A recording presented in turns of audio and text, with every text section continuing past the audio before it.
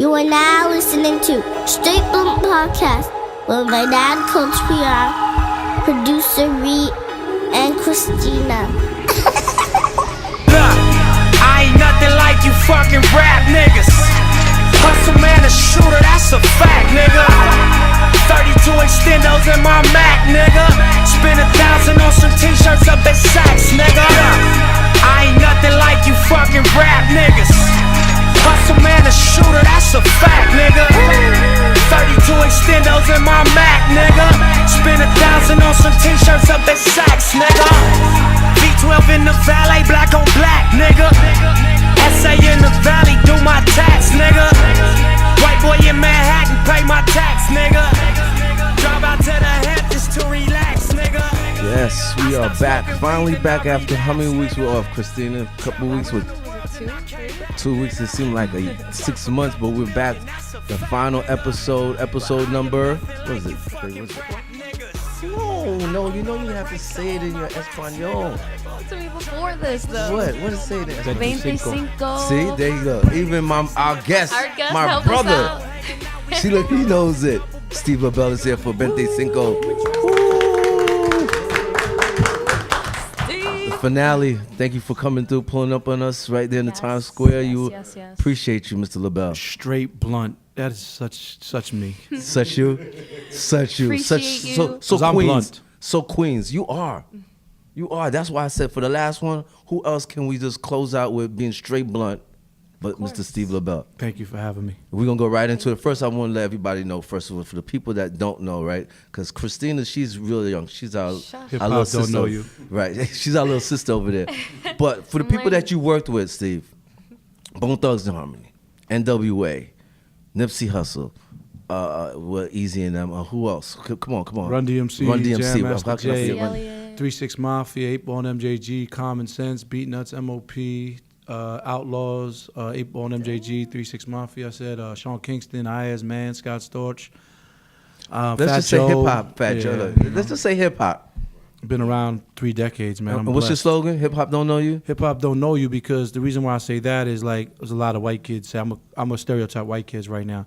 There's a lot of rich white kids, right? No, there's a lot of rich white kids from say like Beverly Hills or like Long Island, and they got their pants off their ass and they saying the N word and they got the hat backwards and the fake chains. But if you ask them, they say they rap and then they like you rap and they're like, yeah, you know, Third Bases or the Beastie Boys. They're like, no, so hip hop don't know you. Right. You from the Midwest and you don't know Proof from D12, rest in peace, or MC Breed, rest in peace, or the Dayton family, who I work with from Flint, Michigan, hip hop don't know you. If you're from the Bay Area and you don't know Mac Mall, who's amazing, who I worked with, by the way, and Drew Down, who I worked with, and the Loonies I worked with, or Digital Underground, 840, hip hop don't know you. So Right. you get the point. Right, You know, right. these young kids out here, they don't want to learn about hip hop or the real culture of the business. So we try to keep it alive. So I say hip hop don't know you. Maybe that's why they're so disrespectful towards the OGs of hip hop. Yeah, well, you know, some of these clout chasers or the young generation that, you know, disrespectful on social media, I blame the person around them or their so-called OG because they should teach that person or artist how to act, you know. And we're all just going to just scream and yell and cloud chase and just try to get attention, you know, your career won't be long. I feel like that person really don't care about that individual or that young man or that artist. Because, you know, I hear people saying, like, we don't need to check in places. Well, I'm in the music industry for 30 years, and guess what? I'm not a bitch, but we check in. So when you were coming up and you had those guys back in those days, was it checking in or was it called respect? No. Like it was just, you know, hollering at the dude in the city like, yo, I'm in your town. Well, I'm going to keep it 1,000 with you. What we call check-in is with the new generation saying, oh, we don't check in with no one, which is ridiculous. But, you know, you do check in because back in the days when you were on a real promo tour like I did with Fat Joe and Big Pun, rest in peace, who was his hype man, and we used to get vans from Fantastic in Massapequa, and we would drive to states and do radio and retail and go to the barbershops and go to the basketball courts and the clubs at night and the mixed show radios and the radio and the college radio. We would check in with some real people in that city for a few things. If you're with an artist that wants to smoke weed, you want to get the weed. You want to check in, you might need some girls that you could trust. Guns. Also someone knows the city and is respected that could take you to the nice restaurant or go get you some free clothes or sneakers or even take you to the right mall and you're going to go shop. or that just has the connections in that city or that state, and that's what checking in was. And real people check in. It's relationships. It's not what you know, it's who you know in this game. So when people get up there and say, I don't need to check in with no one on a disrespectful way, well, be careful, because bullets do fly, and people take that disrespectful. So wherever I go, I'm checking in on a humble tip, meaning that I'm going to reach out to my people and connect with them, because as a real artist, and you travel the world and the country, you build up relationships and friends. And then back then, we had street reps. Right. So you had valuable street reps in that market was going to take you around and bring you all the stuff that you needed. Right. And then when you go to the club, there's always going to be 6 people in that corner that's going to try to set you up or rob the artist. So you want to have some thorough cats with you and real people with you with the pistols. So that's what checking is from where we come from, and we still check in. You could go ask some real G's, and they're going to tell you what that is.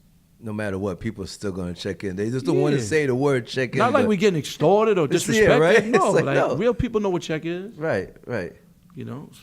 So from the I saw you the other day at the Barclays, yes. and that whole energy was straight hip hop. Can we agree on that? It was Historical memorable, energy, right? Memorable, amazing. How many of those people did you work with that was Man, it was so amazing, and I'm glad you were there, because I ran into a few people at Governor's Ball the next day. I'm like, how weren't you there? You were part of hip hop. Like, I know, Steve, don't tell me that. And me and Fat Joe spoke after the next day, and he's like, Steve, how memorable is that? We won't see that again. Just to see MC Shan and Marley Marl come out from, doing their shit from Queens, and Fat Joe and KRS One that demolished the stage and headlined it, to see EPMD and Eric B and Rakim. And yeah. I mean, we ran to Cool G Rap, we ran into Das Effects, Young Black Teenagers, Mike Geronimo, like that's hip hop. And I had to make sure that I stayed in New York for that, and I made sure I have my cameraman with me, because I don't know if I ever see some of these people again, maybe, Yeah, and especially when you saw Eric B and Rakim.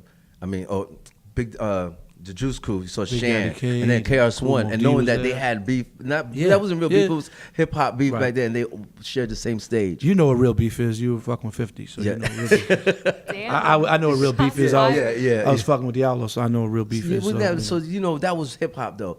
Right. Now Christina seeing this hip hop now. What do you see now, Christina? What beef are we talking about? There's beef everywhere, but people kind of live for that. They think oh, now hip hop's better because Drake and Pusha are going at it, and you got Lil Uzi Vert and They Rich try the to Kid. compare that with Biggie and Pac beef. Yeah, exactly. It goes. They just want the beef. It's more about entertainment than the actual bars. I feel like in 2018, that's what I feel. Yeah, I say popularity trumps talent these days. Yeah, 100%. Look Like at who- Kanye, kind of. Yeah, Don't mean to cut you off, but- that's publicity. That's a marketing scam. Word. Like Kanye waited for the right time to do what he had to do because he's got an album coming out. Whoever don't see through that, that's Def Jam marketing back in the days. You do that type of 100%. stuff. Like the Little Tay, whoever's running around that and Oh my condoning God. that is a fucking real moron. Right. Because Yeah, for her to even say what she's doing and all that stuff, and then the white girl who's dissing Snoop Dogg, and then the next day saying she's sorry. She's sorry, yeah. Clowns. Like, there's so many clowns out here. And whoever I agree. condones the sucker shit is a sucker. And that's the way I feel, because you're destroying something that, people like us worked so hard for in this culture, and everybody's out here yelling gang, gang, or culture. Yeah. You don't even know half the shit about that. You don't even know about gang banging or gang colors or gang traditions and stuff. I had to learn about that from moving out to LA, and I went out there with Eazy, rest in peace, and he passed away, and I stayed out there, and I met someone named Big U, who's a reputable, real guy, and we discovered. Spoke to Big U about you. He called in. yeah? Yeah, he called in the weekend work, and he actually said good things about you. Because we were talking about the whole. I thought that he actually, had you upside down out the window taking Nipsey Hussle, but he said,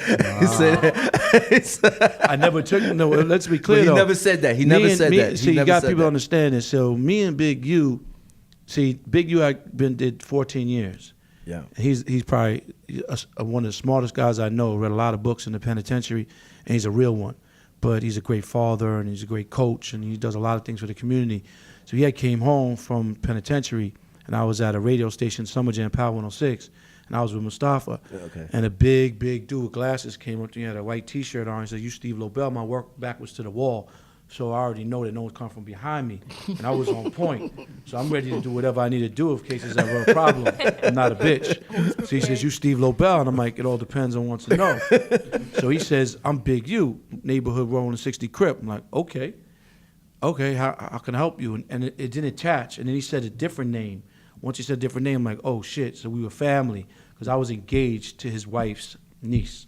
And no one really knew that. Wow. So at the end of the day, we built a relationship organically. And he's like, I'm from 60s, and I want to, find an artist. Not knowing anything about this man, what he did in the past in the streets from, kidnapping and everything he's done in the streets with, what he did. And not knowing that, he was down with corrupt before he went to the pen, and he knew Suge and all this other stuff.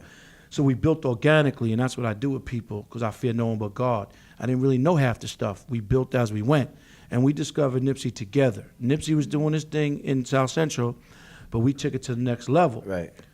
There was a fallout. So I didn't take nothing. There was a fallout, and I sided with Big U. And now everything's fine until this day, and everything's love. You know what I mean? So Nip even realized that, and he said, Steve, you're a real one to side with him because your integrity, because he introduced me to you. Most people would have sold their soul just to be around Nipsey and catch a check. Because I look at this industry now, and you know this for a while. We discovered Nipsey, or started helping him about 15 years ago. Right. And everybody told me I was wasting my time, that he looks like Snoop Dogg, or he's a Rolling 60 Crip, or, oh shit, that's Big U, you're crazy. I'm like, man, what's the problem? Right. It's the same thing when I was dealing with Puerto Rican Pistol Pete, which is my brother. And, I deal with real guys that people want to say they're gangsters, but I like real guys who say what they say and do what they do. Mm-hmm. And I deal with corporate people as well. So at the end of the day, that's how that was. So when he called in, of course, you're going to have good things to say about me because we're brothers. Right. Because I see him, he always posting you up and this is like and family. I never had a fallout with him. Right. There was no fallout. And him and Nipsey now, they dealt with that. I was with Nipsey the other night. He had 2 sold-out shows in Everett Plaza. I was there on genuine love, not fake love. He knows what it is. He named me Maniac Lobel. He gave me the name Maniac Lobel. Why is that? Well, let because let me just ask, why is that? Why is that? Because deep down inside, I can be a maniac. I'm thorough. I'm very intelligent, smart.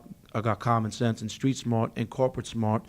But we had an opportunity to go on the LAX tour with Game, and Game's of blood, and there's a lot of bloods.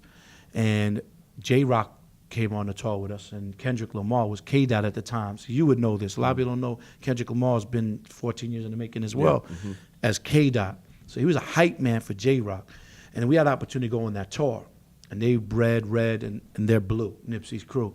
People, I'm guilty by association, so whatever. Blue's my favorite color. So we had the opportunity to go on the tour. We went on that tour, and we did 49 cities in 50 days.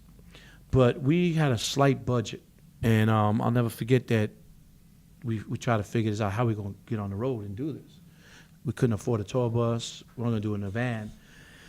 And Big U had a friend that had a Winnebago, a nice little camper. Right. So I registered it, and I think his wife insured it, or maybe vice versa. And it was a day to leave, and I was waiting outside for them to pick me up at a secret location, and they pull up, and there's about 60 guys on this Winnebago that holds 10. I said, draws. I call Big U draws sometimes. I'm like, draws, are you kidding me? Bro, we can't, man, we're going to take the homies out the hood and we're going to mob. I'm like, all right. So I got on this Winnebago. I'm like, thank God I've never been to the county jail, but I've been to Spofford and I've been to, Queen's House. But I'm like, shit, like where we sleep is like, find something. When I talk about thugged out, Nipsey's making breakdowns with Doritos and noodles and, shit like that. And I'm like, this is crazy. But as the tour went, people couldn't hang because the tour life, as you know, is not easy. Right, yeah. And you could be the biggest gangster. It's not easy. Eating McDonald's, not getting right sleep. Missing your money. You ain't getting the money that you was getting before. So people started dwindling to go home. And then, tour life is really hard. And Nip was like, yo, man, I'm done too. I'm like, man, we ain't going nowhere, bro. We got to do this whole tour. We start, so we're going to finish. And I kept pushing him. I'm not a yes man. And he said, man, you're a fucking real maniac. And it's on YouTube because I took him to Hollis Ave and we went to the pizzeria and we filmed something like that. And he said, yo, this is Maniac Lobel. And he's like, why you call him that? He's like, because this is a maniac. We did 49 cities in 50 days. And while we were on that tour, like, we stopped in, like, Montana. Our transmission broke. And the driver's name was Chunky. He was from the hood. And I'm like, what do we do here? So we had to get it fixed, not knowing that the Winnebago was wired from the feds. What? So the next day we got to Salt Lake City, Utah, and the feds came and they're like, hey, Mr. Lobel, like to see about blah, blah, blah, Nipsey's government. I'm like, how you know my name? Like, the same way I know you guys broke down in Montana. I'm like, wow. So whatever they got on, I couldn't stop it. They got on. They went to the back. Nip was in the back. And they were looking for one of his homies that was robbing banks. They thought he was on the road with us. Right. So we finished the tour. We got back to the tour. We got home. About a week later, the feds smashed me and Big U. Thinking that, you know, because we registered and insured that vehicle, Right. we didn't know that that vehicle was used for bringing kilos from back to Detroit Oh, shit. to L.A. So, you know, I brought all the receipts. I told the feds, man, I'm a manager. I don't know anything about nothing. Big U's house got raided. He had just came home maybe not even a year, and they found a pistol upstairs, but his little son, it was his little son's pistol, who was 12 years old. And, you know, that was that. And just one of the stories towards my book, The Coach Lasts Longer Than a Player. But When you doing that book? That's one of the Nipsey Hussle stories. That there's plenty more. But I'm writing the book now. I'm writing the book right now. I'm just trying to see if I air people out. There's a lot of fake people in the music industry I want to air out. Yeah. I don't like that because I'm not a snitch. But I'm just trying to figure if it should just be about my life story or it should be about the music industry and my life story. I'm trying to figure it out. But I'm going to do a hard copy and a notebook. So what do you want to tell the people? Give us one thing about the industry. All that glitters isn't gold. It's a lot of smoke and mirrors. Word. You know, it's a gift and a curse. You know, I had one big regret because I didn't spend enough time with my mother, and then she passed. So the biggest thing in the music industry is very hard. And again, I go back to you because you're a veteran, a seasoned veteran, is that we have no balance. Right. And I never had no children or got married because I wanted to be there for my child. So, you know, you don't have no balance, and you put your soul and your life, and you're being selfish to yourself for the industry and for your artist and so on and so forth. So that's a big regret. But, you know, a lot of people don't understand that in the music industry, a lot of following up. You have to be able to communicate. You got to be able to be organized. You got to be able to not take no for an answer. You got to have common sense, which is not common. It's not common. So is this some of the stuff you talk about in your educational series that you're doing? Like for the music industry, you want people to know like this side of things, that it's not all like She did a homework. fun and games. Of course, that's my job. But I think that's good because you're a manager. You know, you want to did you want to talk about your come up, like how you came to know all these people that you know today? Yeah, well, it's a great question because in life it's not what you know, it's who you know. And I built a lot of relationships, solid relationships, organically over the decades. And I didn't know what I wanted to do, but I had an opportunity to carry Adidas bags for Jam Master Jay and records and just be around. And then I would go to Def Jam Records and Rush Management and Ear Hustle and Learn. So, you know, that's how I really got started. And I just took advantage of Jay in a good way. He told me to, and opportunities don't knock a lot. So you take advantage of them when they do come, and you run with those opportunities. And the educational series that I have, I'm trying to teach people about the music business. I'm not in the music industry. I'm in the music business. Right. So if you're a producer and you don't know what ASCAP or BMI is or CSAC or splits are or royalties or publishing is, you're not in the music business.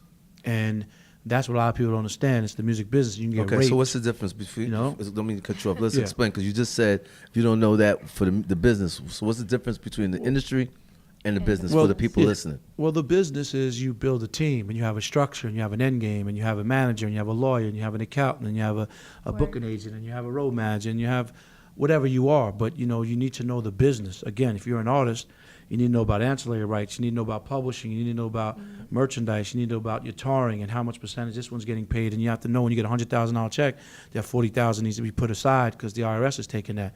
You don't take that advance, go buy a chain and a car right away. If you're a producer, like I said, you learn about splits and publishing and ASCAP and BMI and stuff like that. The business is a real structure. Like if you're going on tour and you're doing, you know, like venues, what's the merch split? How much security? Can I park the bus there? Is the dressing room? What's the ticket sales? So on and so forth. You're doing just a club tour and you're just doing, walkthroughs and you go into a club and, you know, that's different than doing a tour and so on. So there's different things. Right. You know, learning about the different streaming service nows, or back then knowing about how much is distributed, manufactured, costs go back to the CD cost of that, and knowing your business and your contracts and so on and so forth. And then the music industry is just people that want to get into an industry to look good and to floss or to fuck bitches or pop bottles or just be cool. Part, be right? cool. The facade of the smoke and mirrors Right. of not knowing that a lot of these videos, the houses are rented, the cars are rented, the jewelry rented, even the girls are rented. So that's the difference. And I've seen it all, and I'm not impressed with nothing. I just, I'm blessed because I've seen the world numerous amount of times. I would have never saw the world on my own. I wouldn't be able to afford it. I'm not silver spoon. I don't come from a rich family. I work for everything I have, and hard work pays off, and patience and sacrifice really equals success. 1000%.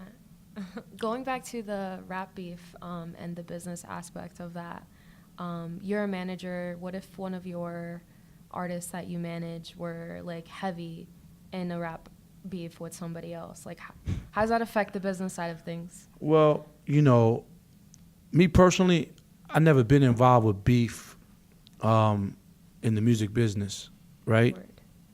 Or the music industry, because everybody respected everybody I worked with. So they knew. You had a little Bone Thugs thing going on. Not really. Who? Do or Die, 3 6 Mafia. That wasn't really beef. Right. That might have been like who took the style. But, Fat Joe's my brother, right? Dear friend of mine. Introduced him to his wife. And 50, I know when Jam Master Jay discovered him. But when 50 blew up, I never seen him again and wasn't really around none of that stuff. So Fat Joe and 50 had a real beef. And I know if that ever hit together, that was going to get ugly. That's a fact. Right. And I never got in the middle of none of that. But I never really got to see 50, so I wasn't involved with that. The happiest day of my life, to me, was when I seen a picture of Fat Joe and 50 on a boat, and they mended their differences. Yeah, that was after Chris Lighty passed, right? And then I that seen them good. in L.A. When I ran into Joe, Joe called me, and he's like, yo, me and your boy, we cool now. I was like, I saw the picture. I said, I love that. Because I knew that what that could have escalated into and turned into, both thorough guys with thorough crews. And then I ran to Fifth, and he's like, yo, man, I didn't know you introduced Joe to Lorena. I was like, yeah. He goes, yeah, I know. And then I ran into him at a power screening in L.A., and I took a flick with both of them, and I posted some real shit about that because, again, like, I know these guys from the bottom, things, people go through different things, and people feel different ways about certain people, but I know the real of those guys. So, that Pac Biggie beef, I was managing the Outlaws. I love Big. I put that Bone and Biggie collab together, and we did Bone and Biggie. That was beef. But hold on, that's Fat Joe. Shit. Can we take it? Hold on. Go ahead, take it. Yo, that Snoop picture look good, baby.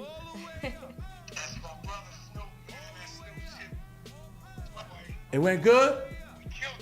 Who else you do? Who else? Please, I'm jealous. Who else you got? Woo! Yeah, he's...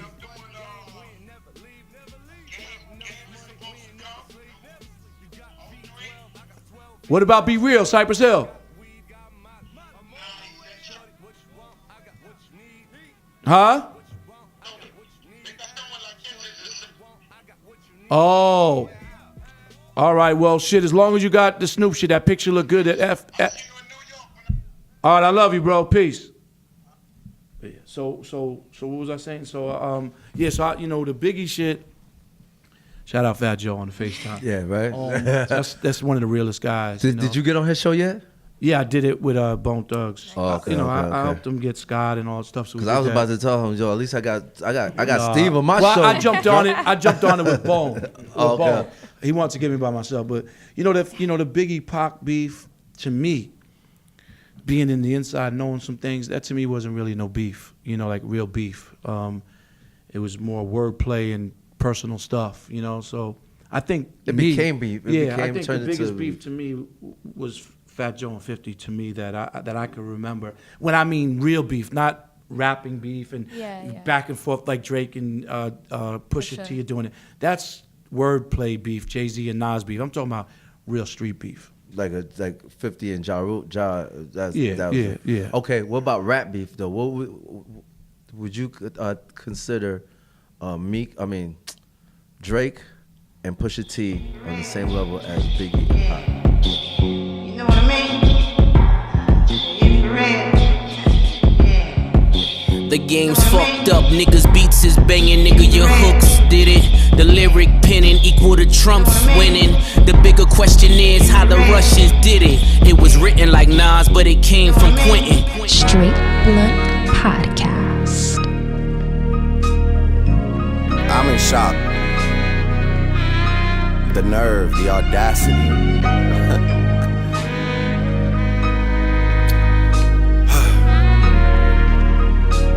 Okay. So if you rebuke me for working with someone else on a couple of V's, what do you really think of the nigga that's making your beats? I've done things for him I thought that he never would need. Father had to stretch his hands out and get it from me. I wouldn't compare it. I wouldn't compare it. Not even the same. I wouldn't compare it because it didn't even last long. It got shut down real quick from OG Prince. He shut it down. What do you think about that? I know about it. I feel like if Drake put out what he put out, do you believe that? Read between the lines. What lines? We didn't hear any lines. Read the lines. That's one thing I don't want to say on mic, but read between the lines, and we could talk about that off air. Steve, okay, I'm gonna ask you on. I'm asking you on air. Maybe between Meek and Drake, why didn't Jay Prince stop that one? Okay. Why did he stop this one? With who? Meek and Drake. He stops the Drake and Pusha. Why you didn't do that with Meek? I look at it like this. That's a great question. You know, look, Pusha's a legend, right? Mm-hmm. He's a legend. He comes from Clips. In case you didn't know, legendary group. So that really, to me, is like he wasn't the most young, relevant artist, right? But he's still amazing who he is. Drake is just a global phenomenon. Right. If anything, really, you know, Drake beefing with Pusha helps Pusha. Right. Okay. Right? Agreed. Kanye, you know, Kanye can't take nothing away from him. And, you know, Kanye is Kanye. But, you know, they needed relevancy because they've been gone for a second. They've been hiding under them rocks or wherever they've been. Drake stays relevant some which way and how, and that's the whole thing. But I don't know this, but I would think like, man, maybe Drake fucked one of them girls or something, or wives or something. I don't know. That's the only thing I could think. Like, because what Jay Prince said, like, it could have ruined some families. Like, maybe Drake maybe got some head from somebody. This is hip hop. You know? If it ruins, hey, this is hip hop. This was about. No. This was about. If it does, there's a lot of girls out there that married to a lot of these dudes now that fucked a lot of. So let it out. I mean, this is hip hop, bro. I mean, look, we can talk about Scott Storch. Well, Scott Storch, I manage and I'm helping him out with his career. Scott Storch, everybody knows that he was the first to fuck this one, that one, that one, that one, that one, and you don't need to say names. Everybody should know that. Stay tuned for the movie and you'll know. But still, I mean, people know that. Like, I don't. Not everybody knows everything. I respect. People just know what the media says and talk about, but that's true. Not everybody knows in between the lines of what really went on. But think about this: if Jay Prince said he stopped because family lives are at stake, we know no one's gonna die. No one's gonna go shoot somebody. That's not the life. No one's gonna kill someone. Right. So maybe there's, you know, girlfriends or marriages or children or something like come that. On, I don't want to hear this. I'm sorry, Jay Prince. Some people out here I with respect egos, you and everything, you know? Jay Prince, but this one, just let it go. People, this was great for hip hop. No, it was great. This was needed for hip hop. But again, there's always three sides to a story. Yes. I only know what I think. And I know what the people wanted. This was great for hip hop. This was great. We needed that. It was time. All this was going on. Listen, would we rather watch a Lil Uzi Vert and Rich the Kid beef? That's what you want to see? Nobody's gonna stop. I don't want to see that. But unfortunately, the younger generation of today want to see that. Okay, that's what they want to see. That wasn't even nothing. Dudes was taking orders behind the Starbucks counter. But they don't know better. See, there's another problem. People like yourselves that have a media outlet or a platform has to educate and help people that are listening to your things, your show. The younger generation are more, Little Tay, 12 million followers, or this other one or this one, millions of followers, but you got a legend this one or legend that one don't even have 100,000 followers that did so much for this culture. So you have to look at things like that. That's how I look at things. So again, these younger kids think all this stuff is funny or it's beef and it's all stupidity. It's dumb. And I blame the executives. I blame the music business, the music industry, and a lot of media platforms. Because there's like an artist like that other kid, he could just get on and say, you know what, talk all his shit on live or talk shit on his Instagram. He doesn't need to go to outlets like you guys. And his shit's going to go viral. And that's his promo for his single. than me and you knew about getting in vans and spending millions on a video, millions on street teams and POP and samplers and this and that. We really put the grind. And now these young kids press a button, they think that's work. That's not work. Bone and Biggie wasn't made by sending an MP3. Right. You know, classical collaborations weren't made by pressing a button. You know, everybody's a gang member these days. My man Keita Rock, Rolling 60 Crip, is locked up in Arizona. He's tatted up over his face. He's a Crip with a Death Row tattoo. His son now is an A&R at Atlantic Records and got that kid Roddy Ricch that's going to be blowing up out of Compton. But when people put a tattoo on their face, that means you had some bodies, or you was some real serious gangster or killer or hoodster. Or you just don't want to go to 9 to 5 anymore. These kids now are putting tattoos on their face, not knowing if their career is over soon, that they might not be able to get a job. Yeah, you're not getting a 9 to 5 after that. When I speak at schools, and I speak at juvenile halls, and I speak at colleges, and it's mixed people, Spanish, black, and white, more so I'm in LA doing it. I said, look, when you walk out these doors and graduate, anybody here tells you that the real world is fucked up, they're lying to you. And if you're racist and you stereotype people and you're ignorant, you will not win. If you don't make a Spanish or black, Italian, Jewish friend your best friend, you're never gonna make it in life. It's the same thing with a tattoo. You know, what do you think is going to happen in 5 years, 6 years from now, and your career's not there? Maybe. I wish everybody, you know, success. But then what happens? No one's going to do that. So, again, the culture is just a free-for-all. People are disrespecting the culture. No one's taking it serious. No one's respecting no one. I respect every OG. I respect every new guy that's winning. I guess maybe it's the way I brought up, you know. I never forget where I come from. I'm from Queens. A lot of people forget where they come from, and I was brought up with integrity and principles and morals. But maybe that's not lasting anymore, especially in the music industry. You're talking about the music industry. We see who's running the offices right now. So these are young kids that actually don't really know they don't know hip hop. Hip hop don't know. It's everybody's fault who's a mentor, which, you know, Russell Simmons was my mentor, my dad, OG Ted, but there's no mentors out here. There's a lot of yes men and dick riders trying to get a check, so they're just telling everybody, let's follow the lead. And I'm a leader, not a follower. I'm not cocky. I'm confident who I am as a real man, because right now, if I'm in the Queens house or I'm in L.A. County holding tank, I got to be a man. You ain't going to call me a bitch. You're not taking my shoes. So I got to be a man. You might beat me up, but I'm still going to fight back. Right. These days, it's just a free-for-all. No one gives a fuck. And, you know, I'm the king of New York. Fuck this. This one's fucking that one, fucking that one. And I'm not saying directly to no one. I'm just saying to you is you're supposed to be confident you're the best.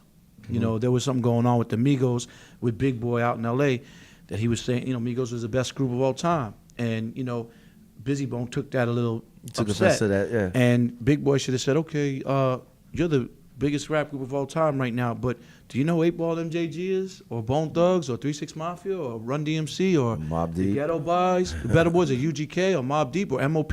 That's what he was supposed to do. Yeah. And it got to a point that we got into a situation with that whole situation and got on phone calls off the record. And, you know, big homies were like, yo, Run DMC's my favorite group, Public Enemy's my favorite group, but Migos supposed to say they're the best group. And a Bone member was on that call and said, you know what, I respect what you say. Bone Thugs is not the biggest rap group of all time for me. Right. Even though they sold a lot of records. Right. Wu-Tang is a big group too. Yeah. But Run DMC to me is the biggest rap group of all time. Of all time to me, yeah. Not because I worked with them. From the Queens, you're from Queens. Say it. Not because of that. Yeah, from Queens, but remember this: first one to win, go platinum. First one to be on the cover of Rolling Stone. First one to be on MTV. Blah blah blah. So they opened the doors and they trendset it for other groups. Everybody wears Adidas because of Run DMC. Now Adidas is a big fad, but we've been wearing shell toes for 40, 50 years. Yes, because of Run DMC. Now everybody wears it. I see people wearing Run DMC shirts and Guns N' Roses shirts around the world. I'm like, can you name a member of Run DMC? Do you know that? So they don't know. They're just following. It's a trend. It's a style. It's a, you know, and that's the problem. We need to educate and help people, man. It's also about social media. Social media is a gift and a curse. Yes. But do you take that to your advantage as a manager? No. I mean, I could get on social media and talk my shit, which I want to sometimes, but I don't. But, you know, it's funny because Big U, I put some stuff up the other day on his Instagram about just calling out people. And I called him. I said, bro, you better than that. And he's like, my brother, I love you for that. But you know what? I'm not better than for that. So I was like, you know what? I respect that. I use social media because I had a vision. And when I started my Instagram that when I get to 100,000 followers, I'm going to put out my book. And if 10% of my followers buy the book, I'm Gucci. Because I know people who follow me for a reason, not follow me because my tits are out, or you know, or I'm an Instagram fake model, or I'm busting guns, or I'm telling this motherfucker he's a jerk off and I need to check in and all the dumb shit. So, you know, social media is a gift and a curse. I just feel the younger generation now uses it like a free-for-all, and they don't know. See, we come from payphones and roll recorders and beepers, you know, to not navigation through our iPhone. Yeah. I'm blessed that I'm alive for both things. Yeah. You know, that I was able right. to use Yeah. both things and have non-social media, because you could just send a record right now to somebody to get on a record, right? And there's no organicity. They're not in the studio together vibing, they're just doing it because of a check or something. But we were in the studio sending reels and in there making collaborations. And when we did promotional marketing, we were there hugging people, kissing Physically. people, being at these people's faces and shaking and baking. I remember people, they were dying to get on, giving out mixtapes. They would do anything to sign an autograph. Now they're on, they hide behind 10 security guards. I G-check them, let them know, like, damn, man, you changed? Like, a lot of people get amnesia. They let money and fame change them. A real motherfucker shouldn't change because of fame and money. Because money come and go. Everything goes up, must come down. I say money comes and goes, but history stays. As long as you keep making history, you can make money. So humble yourself, because when you come down off that fall, it's a long fall. And we've seen some of the greats fall and lose all their money because of their ego, and they weren't humble. And Scott Storch will tell you that. He's one of them. Yeah. So, you know, remember all these young people out here? Remain humble. Don't forget where you come from. Don't get amnesia. Remember who was there for you when you didn't have nothing, and don't let fame and money change you. I want to ask you a serious question. A real, we got serious. This is real serious, straight up question. I'm multitasking right now. Okay. The rap game, we all see it as a sport, and it's treated as such too, because the rap, let's say most of the successful rappers are what? People of color, right? Correct. Right? Why isn't there enough black executives though, or people of color as executives in the offices? I mean, that's an amazing question, right? Now, it goes back to this now. And I'm not a dick rider. My man Big U, he has a new group, right? OHB. And he's trying to make some moves. And unfortunately, you know, people only call when they're about to get robbed or their chain taken. But when he's calling to help them to do some stuff for his group, they don't respond. So he'll call me and say, yo, why is there so much racism in the music industry with Caucasians? And I say, I told you the day I met you. You sure you want to get in this business? A lot of fakes in this industry. And I said to him, you know why I'm not at a label running black music? Because I'm white. And he said, wow. I never looked at it like that, because people say I'm black. People say I'm more black than a black person. People say I'm more knowledgeable, I'm more street, I'm more this. But I'm not running black music because I'm not black. I feel like if people would treat, you know, there was a quote that I put up, if people would treat black people like they treat black music, it would be different, right? But, you know, there's a lot of racist people that I see in white people say, stay away from the niggers in school or the black people in school, but you're the first one buying the first 5 rows of the Laker game and the Knicks game, making the black people rich, the bad boy. Right. And I'm white saying that. So I don't like that. I went to a fucking country club the other day, I'm all white country club, and I'm in there and they're looking at me like I'm retarded, because I'm in, you know, Adidas shell toes and a fucking polo t-shirt. And they don't even say excuse me to get the food. And I'm like, excuse me? You could say fucking excuse me. I don't give a fuck your snobby ass got money or not. Right. I don't like that type of shit. We're all the same. Only God could judge. No one is different than anybody else. But people, you know, certain people have more money and fame than others, but that could disappear tomorrow. So you should treat everybody the same, because that motherfucker taking out the garbage or that motherfucker running that company, those tables could be changed. And I've seen it. In a second. So fucking treat everybody the same, man. And that's what I was raised, and that's what I do. And that's what I believe too. Let's get into some sports though, Steve, because you're a big sports head. Yeah. Right now, the NFL, they just announced, right, a couple And weeks before ago. I forget, we want to talk about the cannabis business, but go on, we're going to talk sports. Go Oh, you on. want to go into that? No, go into sports. Because we're going to get into that. The NFL announced that, you know, the players have to... Go. You got to be able to multitask too, just, you know, multitasking, but go on. Yeah, go ahead. They have to go stay in the locker room. They can no longer take a knee. If they do, the teams will be fine, I think. How do you feel about the protesting the flag, which actually turned out to be, they'll change the whole narrative. Now it's disrespecting the flag. Players are going to get fined. Listen, man, you know, and that's not what it's everybody's got an opinion. You might like my shirt, I might like your shirt. Everybody's got an opinion. Everybody needs to be themselves, be leaders. Word. if that's how it is, that's how it is. Like, you can't change someone's mindset or thought, you know, and that's how I look at life. So I can't talk about it. Like, whoever's gonna get fined, okay, get fined. But when that adds up and adds up and adds up, then maybe you'll change your thing. But I still feel that we're in the land of America, and that we should appreciate America, regardless who the president at the moment is or not. We should treat America like this is our country, and we should never take things for granted, because when you leave this country, which I've traveled and you have traveled the world, you see things that 20 times worse. We take a dollar bill for granted. We take a toothbrush for granted. We take a fresh pair of socks for granted. We take a lot of things for granted. Especially each other's lives. So the protest at the end of the day was to actually stop the abuse against police brutality against, you know, people of that's color. been going on for so long. But you know what? People are, you know, quick to say their opinion. But again, I got hit in the head, so I lose my thoughts sometimes. Because you're over there multitasking, bro. Yeah, no, you know, like, we're the land of the free, right? So we should be and entitled I have to a protest. producer from Holland here, and his partner here. And I'm like, if you don't like America, go back to Holland. Like, you coming here to make it. You're not making it in your own country. I was dating a girl who was Muslim. Her mother would never meet me because I was Jewish. I'm like, well, tell your mother to go fuck back to Egypt. You're in my country. This is America. This is our country. So that's how I look at things. So if that's the rules and regulations, you don't want to salute the American flag, America, the free, who lets you be yourself and do what you want and give you an opportunity to do what you got to do, then you want to kneel or you want to sit in the locker room, God bless you. That's your opinion. Do you think that's a disrespect when they took a knee? It's a disrespect to America. How's that? Because it's the American flag, and we were raised that you're at a game that, you know, you fucking... We weren't raised like that. It came in the 90s, Steve. Yeah, I mean... That came in the you're 90s. right about that. You're it came in the 100% right. 90s in the game. We're talking about people's lives that I don't know. Kaepernick I guess I was protected. brainwashed. I was brainwashed on it. Then I go to the game, I take off my hat, I go like this, and I do it. But because I know you're a big sports fan. Yeah, You go to the I definitely respect games. Kaepernick and what he was doing. I felt like a lot more people should have really, really backed him up, believe him more. But again, you kneel and you get fined. There's going to be a lot of fines. It's going to be a lot of fines. But again, you don't want to do that, you don't do that. No one's putting a gun to your head. So I respect people and their opinions, what they want to do. Do what you feel like you want to do best.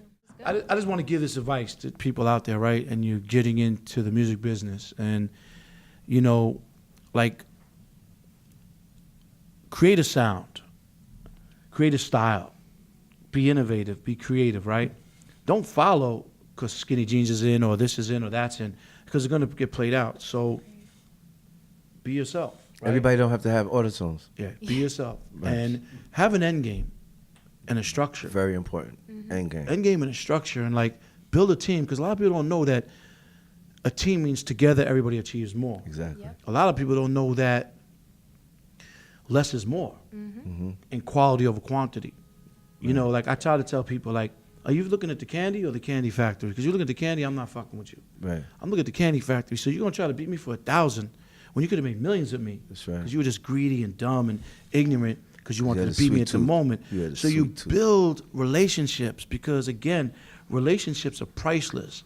I was just telling this young boy in L.A., I was like, you just want to grab this right now from these people. But say in 3 years from now, you're fucked up and you need those same people. Don't you know these people have been in business for 30 years? They're successful. They're not going nowhere. You might need a place to stay, or borrow a car, or borrow 10 grand.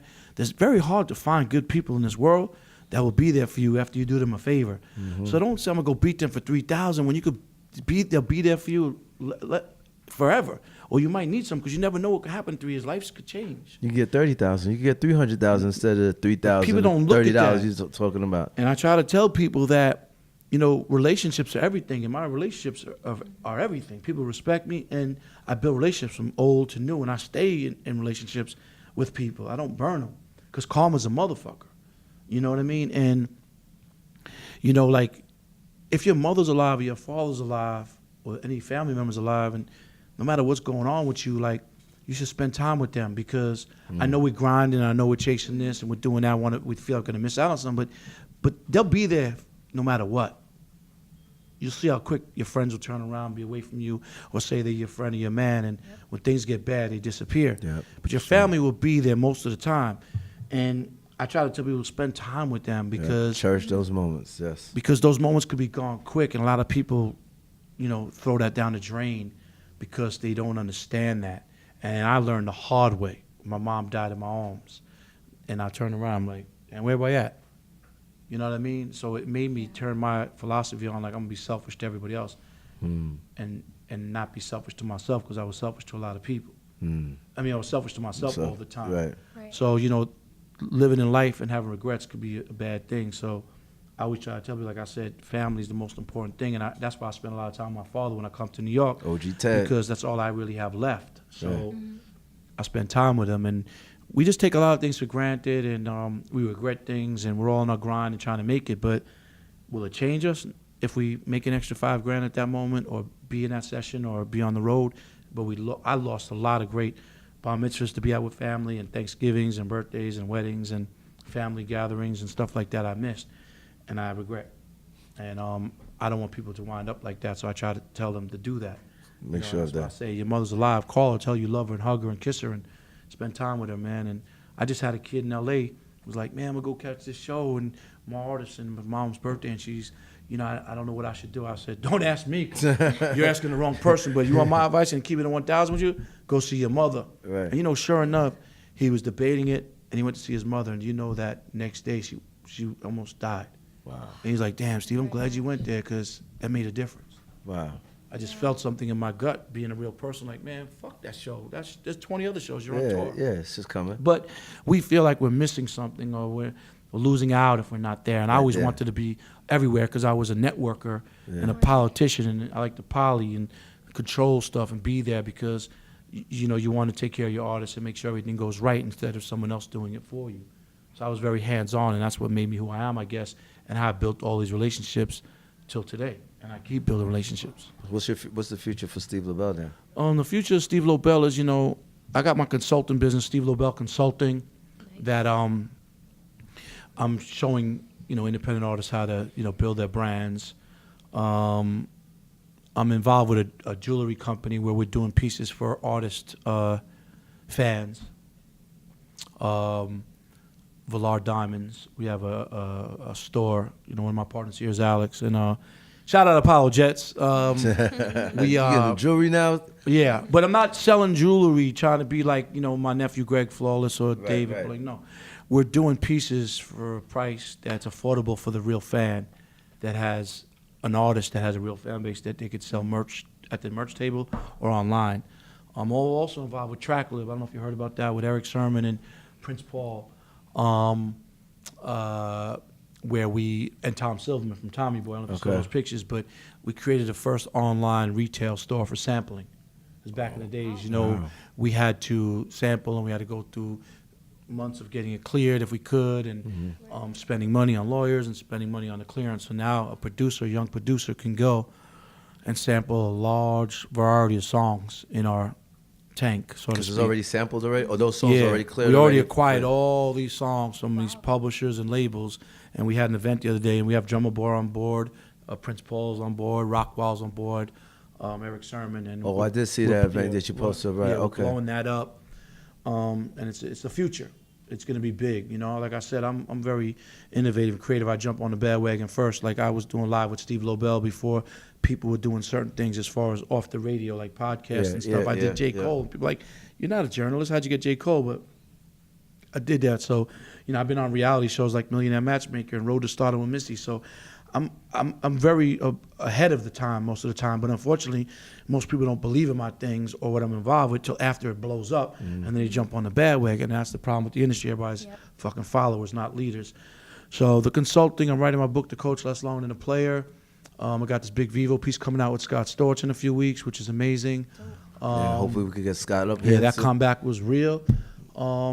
I just said, hopefully we get Scott up here. Yeah. All right, just want to make sure I say that on air so people can hear that. My right, man Mongo's in the house. I just partnered up with him. He has a crazy streaming service about to change the online game of watching television and creating networks and stuff. And the proper name of it is what we're going to call it? Sorry? Viral Sparks. Yeah, Viral Sparks. Because, you know, we were debating on different things of what it's going to be called. And we had 2 major calls last week with 2 major influences that might get involved. And, you know, you never know. Because, again, it's the beginning stages of things. And as you know, like everybody jumps on Khaled right now because his popularity of Snapchat. But people don't know how hard Khaled grinded. I know Khaled since 95. Fat Joe discovered him and DJ Nasty. And he grinded and grinded and grinded, and now he's where he's at. So two of my partners are here right now in different ventures. We're very innovative. You know, we're very creative, and we're going to show it first, and then everybody jumps on the board. You know what I mean? Yeah. And that's what happens. So I'm involved with a bunch of shit and living life, which, you know, we always tend to not live, and our health is everything. And I'm working on something in the TV world that is going to be so incredibly. I'm praying it happens, because people are like, what and how? You're crazy. You getting your own show? No. I already have that in the works and stuff, and I'm doing a reality show called Manager Celebrity with Facebook. But I want to show what happens as a manager behind the scenes of things. But I'm working on some shit that... You're not going to tell us? Man, I can't, man. I'm sorry. Come on. I'm not, because once it's done, man, I mean, man. Well, I already know that you already I'm just trying to keep making history and keep legacies and that's what you do. Connecting the dots, man. I'm a dot connector. I'm a politician. You know, you ever been in a circle and people come in and you're with them and they invite you somewhere and they don't introduce you? Yeah. That's some sucker shit. Yeah. I feel like, yo, like, you think I'm just a peon? Yeah. You saw right away, I introduced my people right away. That's what you call respect. Yeah. And I live off respect. And I gain respect by giving respect. And I hate that, because I'll never fuck with that person again if they never introduce me, because I'm a dot connect. I want to see people network and mingle and make things happen and fulfill their dreams and connect the dots. Those are the people that want to keep the plug. They think they're plugged. I'm going to keep it a plug in their pocket. Different. Whatever, I'm not going to say anything. I open it. Yeah. That's why I have good calm. A lot of people keeping it all for themselves and being greedy. You can't do that. You got to have good calm. Open the doors, man. God is great, man. God is the greatest. So you connect the dots and you become a dot connector. God going to bless you more. That's right. And we do this because we love what we do, and it's the passion. That's right. I'm never going to change. You know me for probably 10 years. I'm still the same Adidas, Polo, nice watch, and that's me. I'm not changing because Gucci and Fendi and all that stuff said it with all due respect. Whatever's in at the moment, I can't feel comfortable. I just left my partner. He's like, yo, take this diamond bracelet. I'm like, take this chain. I'm like, that's not me. I can't be someone I'm not. You're going to take me or not. I'd rather be feared than loved. I know who loves me, genuinely. Mm-hmm. So, you know, that's how it goes, man. Yo, we appreciate you, Steve. Man. I appreciate you more because you give me a platform to talk my talk and walk that walk and talk my shit. And I back up my shit. And he backs it up, man. I'm not cocky. I'm confident, and I'm passionate about everything that I get involved with. I love life. I just love hip hop. I love the culture. What's your favorite hip hop song right now? Favorite track right now? Man, now? Yeah. Fuck. Well, goddamn. Damn. Shit. Zach and Codeine by Post Malone, produced by Scott Storch. That's it right now? Yeah? You asked me a question. All right. Zach and Codeine, Post Malone, album went platinum a day, produced by Scott Storch. Appreciate you, bro. We working. If you're looking for me, Instagram is Twitter at Steve Lobel. Instagram is We Working. You can Google me. I got some stripes, some resumes, just like this young fella. And we worked hard. Man, he got a lot of stripes. This guy got a lot of stripes right here, man. We worked for it, and it was a lot of sacrifice to get where we're at. We worked hard. So God is great, and I appreciate you so much for having me. Appreciate you. Mr. Steve Lobel.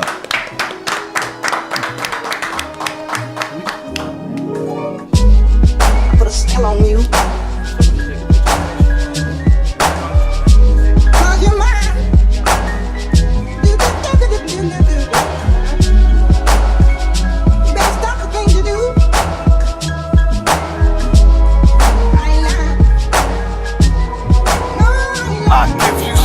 It's just sad how they wish me bad, cause I work for everything that they wish they had.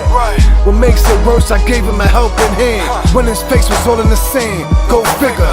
These new niggas is bitches, they gold diggers. I reminisce of a time when shit was more realer, but that's neither here or there. The time is now, the end is near. You can't control the people who's not scared. Reason why this world pump fear. Listen, they don't like my speech, I speak with conviction. Yeah, they talk a good one, but their actions conflicting. What's real perceptions of fools' reality? Fancy clothes and cars, you still not living happily. Live passionately, seeing through the blasphemy. God is my designer, I'll be his masterpiece.